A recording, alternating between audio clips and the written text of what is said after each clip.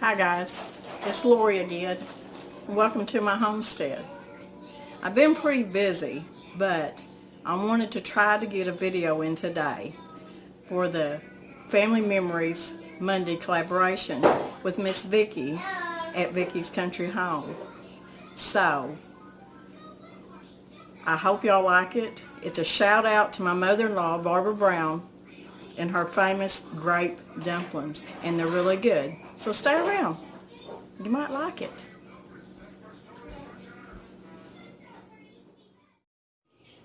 Okay guys, we're making grape dumplings today. So I'm going to get started on the dumplings first. And it's a cup of flour, a tablespoon of sugar, 1.5 teaspoons of baking powder,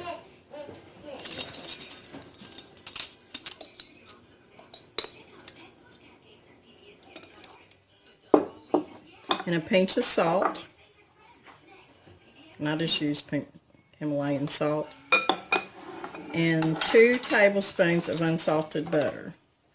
Now what we're going to do is we're going to work this butter into this flour just like you would regular dumplings or biscuits or pie crust, and we're just going to work it in there until you see like pea-sized pieces in there. Just work it in good. My mother-in-law, she was the best cook. She raised 7 kids, and she done a good job too. But she worked hard, and her husband, my father-in-law Preston, he worked away from home a lot, so she had a lot to take care of.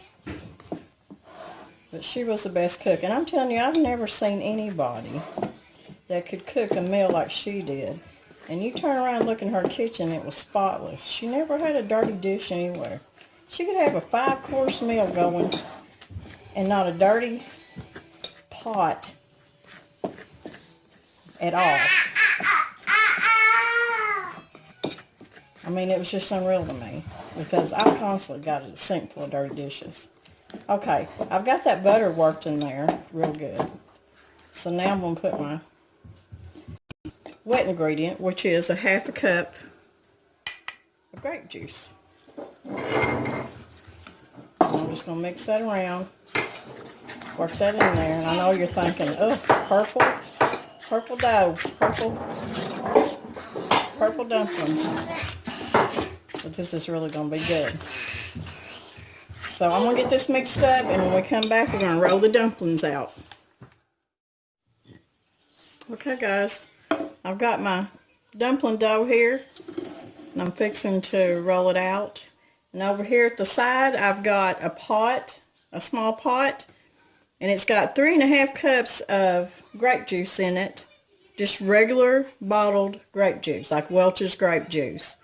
And 1/2 cup of sugar in there. And I'm going to bring it to a simmer while I'm rolling these dumplings out. Now you see, when I was mixing these dumplings up, instead of using water or milk, I used grape juice. That's why they look purple or blue or whatever they look. Now you don't want to mess with this dough very much, because if you do, you're going to have tough dumplings. So I'm not going to mess with it very much. But I do need to put enough flour on this board so it doesn't stick. Now, I did a little research on grape dumplings because I was just curious, really, where grape dumplings come from. And I'll tell you, my mother makes the best. My mother-in-law, I mean. I had never ate grape dumplings before till she made them. But anyways, the heritage of this grape dumplings comes from Native Americans. It was from the Cherokee and the Choctaw. They would use muscadine grapes or possum grapes, and they would boil them and make a mash and make dumplings. And that was their grape dumplings. And that's where grape dumplings originated from. And I did not know that. I thought they come from my mother-in-law. I thought that was pretty interesting. But I'm going to roll these out. I'm going to get them kind of thin. Some people like thick dumplings. I think that's thin enough. Then I'm going to start cutting. And they don't have to be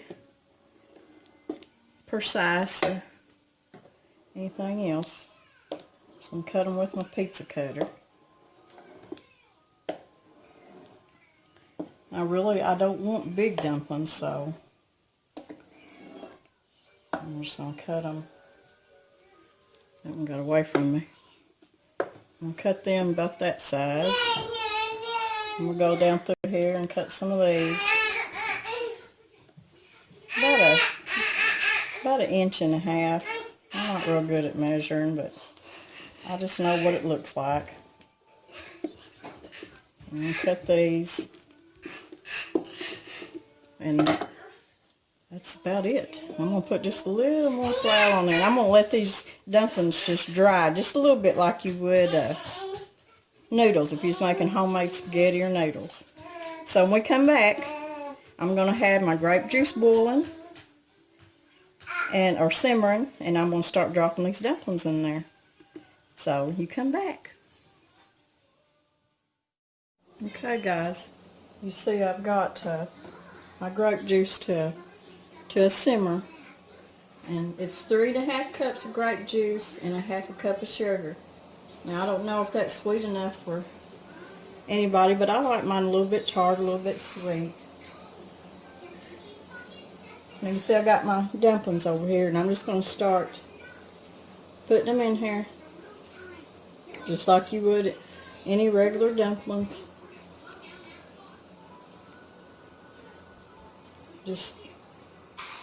I don't want to stir them or disturb them or anything.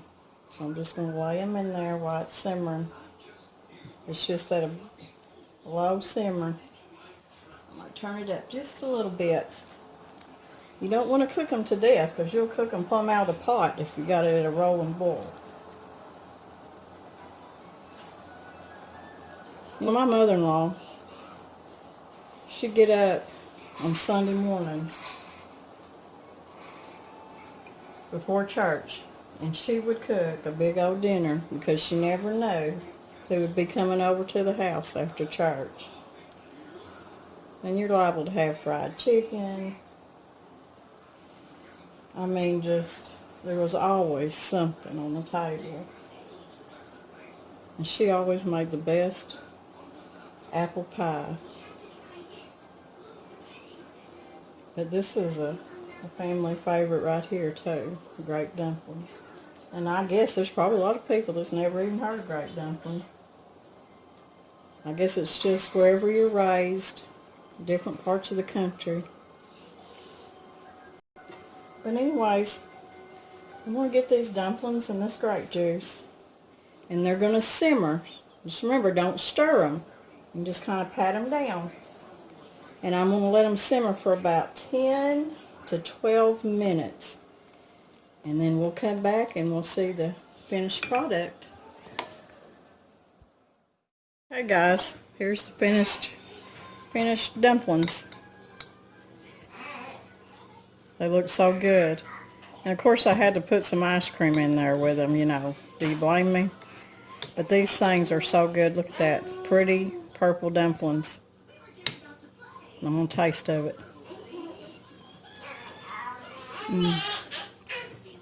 It's so good. And that 1/2 cup of sugar, it was 3.5 cups of grape juice and 1/2 cup of sugar, and it's just enough sugar because it's still got a little bit of tartness. But that melted ice cream in there, I'm telling you, it's so good. Look at them dumplings. I hope y'all like this recipe. It's a fond memory of mine and a lot of other family members. So thank you to my mother-in-law. She was such a good cook. If y'all like this video, give me a thumbs up and come back and see me for more good recipes. Bye guys.